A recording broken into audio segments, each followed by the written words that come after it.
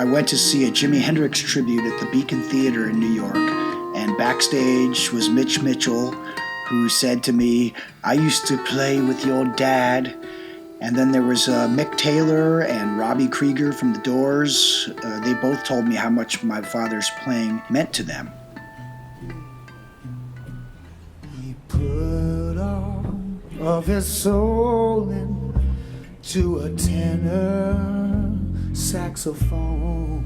Growing up with my dad was so amazing because he played with Jimi Hendrix and he was able to actually show me exactly what Jimi did. My parents used to just bring me everywhere with them, and so they told me the story about how one night Jimi came backstage and picked me up out of my crib.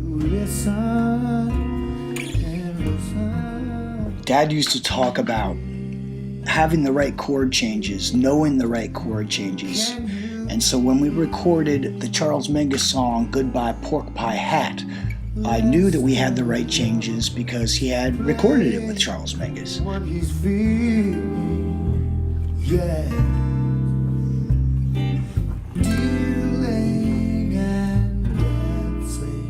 When we were living with Carlos Santana in 1970, I was 1 year old. And my dad and John McLaughlin and Santana were all following Sri Chinmoy, the Indian guru. So he meditated for many hours and gave me the name Murali, is how it's pronounced in India, and it means the divine flute in Sanskrit. But we just kind of Americanized it and said Murali. If you listen. During that time, there was a lot of jamming going on between my dad, Jimi Hendrix, and other people. And I eventually wrote this song called I Was in the Room with Jimi. I was in the room with Jimi, but Jimi's in the room with me. And then my dad told me, after hearing the recording of it, he said, I have two criticisms. One, it's not long enough.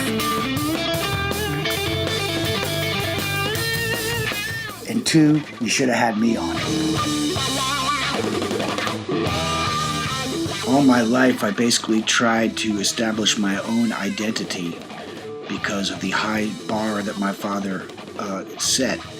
And I was always told by my favorite artists who I'd met that I admired, from Stevie Ray Vaughan to Wayne Shorter, saying, you're going to find your own thing and do your own thing.